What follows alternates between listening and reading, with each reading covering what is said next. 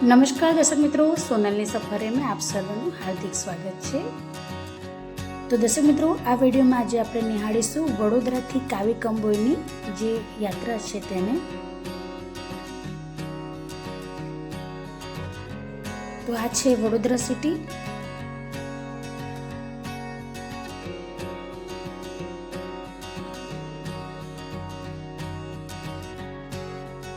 દર્શક મિત્રો, વડોદરાથી કાવી કંબોઈ વચ્ચેનું જે ડિસ્ટન્સ છે એ અંદાજિત 70 થી 75 કિલોમીટરનું છે।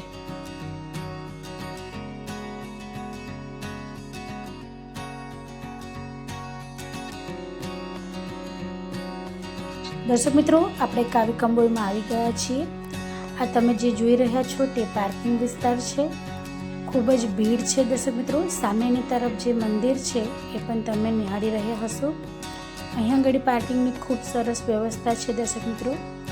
તે ઉપરાંત મંદિર છે એ જે શિવલિંગ છે દરિયામાં છે, જેથી કરીને આપણે થોડું અંદરની તરફ પણ જવાનું રહેશે। આ મેન મુખ્ય કહી શકીએ તેમ બજાર છે કે જ્યાં આગળ તમને ઘણી બધી વસ્તુઓનું વેચાણ થતું જોવા મળશે। દર્શક મિત્રો, દરિયામાં અદ્રશ્ય થતું મંદિર એ તરીકે પણ કાવી કંબોઈને ઓળખવામાં આવે છે।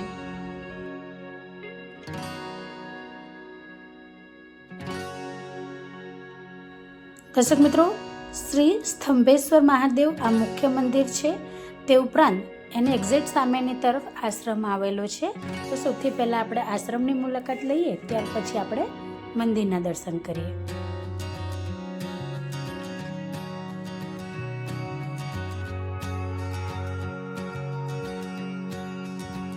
દર્શક મિત્રો, આ જે આશ્રમ છે ત્યાં આગળ મંદિર પણ છે, યજ્ઞશાળા છે।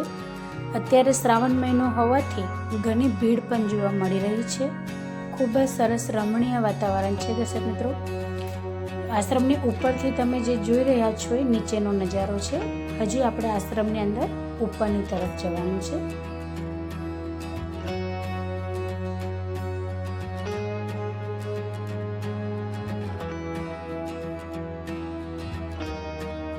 દર્શક મિત્રો, શ્રાવણ મહિનામાં મા અન્નપૂર્ણા મહાપ્રસાદી ચાલે છે, જે તદ્દન નિઃશુલ્ક છે। અહીંયા આગળ લાખો ભક્તો આવે છે અને પ્રસાદી ગ્રહણ કરે છે। ખૂબ જ સરસ વ્યવસ્થા છે દર્શક મિત્રો। અહીં તમે જે જોઈ રહ્યા છો તે મુખ્ય કહી શકાય તે આશ્રમ છે શ્રી સ્તંભેશ્વર મહાદેવ મહીસાગર સંગમ તીર્થ। અહીંયા આગળ દર્શક મિત્રો ખૂબ જ સરસ વ્યવસ્થા કરવામાં આવી છે જમવાની। દરેક ભક્તો શાંતિથી બેસીને પ્રસાદી ગ્રહણ કરી શકે છે તેવી ખૂબ જ સુંદર વ્યવસ્થા કરવામાં આવી રહેલી છે।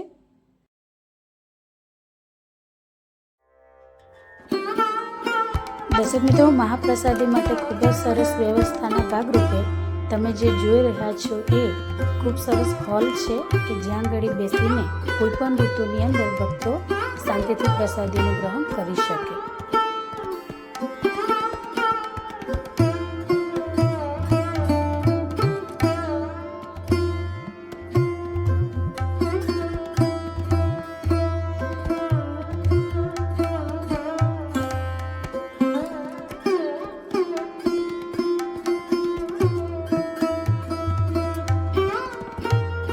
દર્શક મિત્રો, હવે આપણે મંદિરના દર્શન કરવા માટે મંદિર તરફ આગળ પ્રયાણ કરીશું। અહીંયાથી તમે જે નજારો જોઈ રહ્યા છો, સામેની તરફ ખૂબ જ સુંદર એવો દરિયો છે। નીચેની તરફ તમે સરસ મજાનું માર્કેટ જોઈ રહ્યા છો, જ્યાં લોકો છે એ એન્જોય કરી રહ્યા છે। તો દર્શક મિત્રો, હવે આપણે મંદિરની તરફ આગળ વધીએ અને ભોળેનાથના દર્શન કરીશું। દર્શક મિત્રો, અત્યારે ચોમાસું હોવાથી દરિયાનું જે પાણી છે એ ખૂબ જ રેતાળ છે, પરંતુ દરિયો ખૂબ સુંદર લાગી રહ્યો છે કે જ્યાં આગળ તમે નિહાળી શકો છો। દર્શક મિત્રો, શ્રાવણ મહિનો ચાલુ હોવાથી અહીંયા આગળ ખૂબ સરસ માર્કેટ પણ ભરાય છે કે જ્યાં આગળ નાના બાળકોથી લઈને મોટા સુધીની દરેક વસ્તુઓ તમને મળી રહેશે।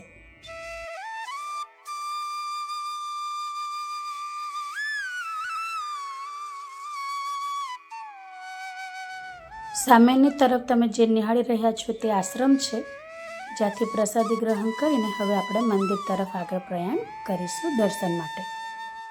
દર્શક મિત્રો, અહીંયાના હલવા બહુ જ પ્રખ્યાત છે, જેથી કરીને તમે પ્રસાદીના ભાગરૂપે હલવો પણ લઈ શકો છો।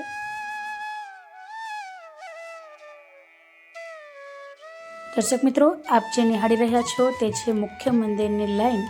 અત્યારે શ્રાવણ મહિનો ચાલુ હોવાથી ભક્તોની ભીડ ખૂબ જ છે, જેથી તમારે એટલો અંદાજો રાખવાનો કે દર્શન માટે કમસે કમ 1.5 થી 2 કલાકનો સમય લાગી શકે છે.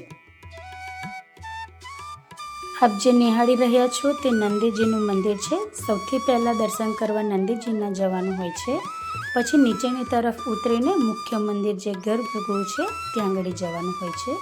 આપ જે નિહાળી રહ્યા છો તેમ જે લાઈન છે એ પહેલાં નંદીજીના મંદિર તરફ આગળ વધી રહી છે.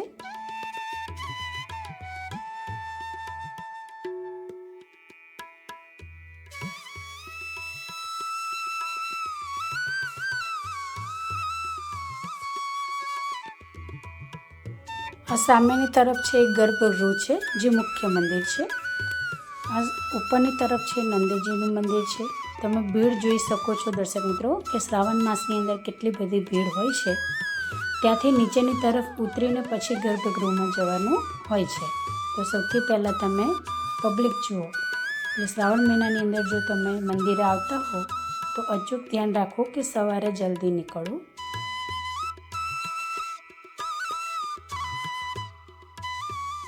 દર્શક મિત્રો, મંદિરનું જે પ્રાંગણ છે એ પણ ખૂબ સુંદર બનાવવામાં આવ્યું છે કે જેથી કરીને ભક્તોને કોઈ પણ ઋતુની અંદર દર્શન કરવા આવે તો તકલીફ ના પડે.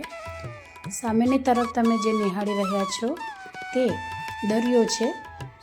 આ મંદિર છે ત્યાં આગળ દર્શક મિત્રો મંદિરની અંદર જે પાણી આવી જાય છે દરિયાનું, ત્યારે મંદિર આખું જ ડૂબી જાય છે.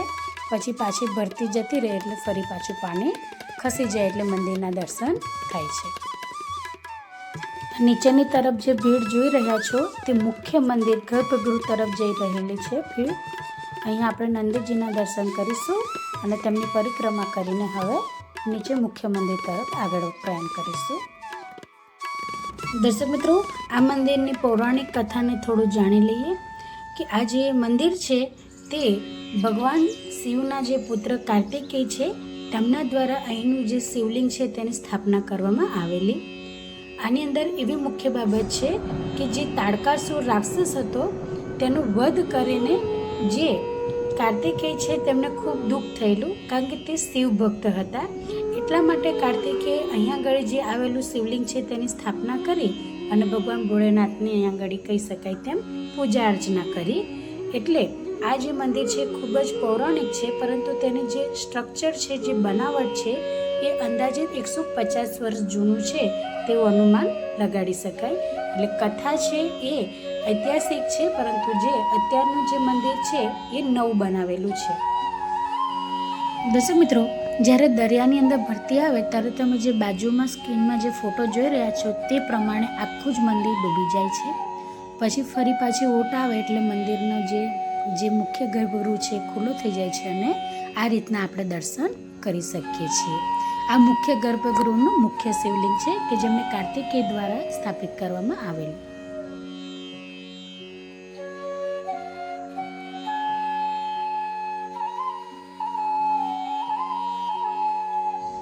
દર્શક મિત્રો, મંદિરની પાછળની તરફ તમે જોઈ રહ્યા છો તેમ દરિયો છે અને દરિયા કિનારે જે લોકો છે એ ખૂબ જ એન્જોય કરી રહ્યા છે.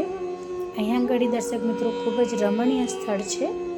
જે તમે મંદિર છે એનું બહારનું સ્ટ્રક્ચર તમે જોઈ શકો છો અને સામેની તરફ છે લોકો એમની રીતે મજા કરી રહ્યા છે.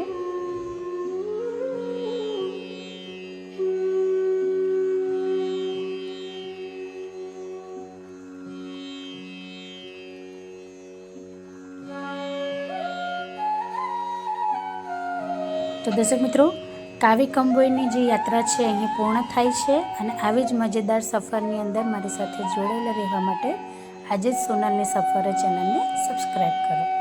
હર હર મહાદેવ.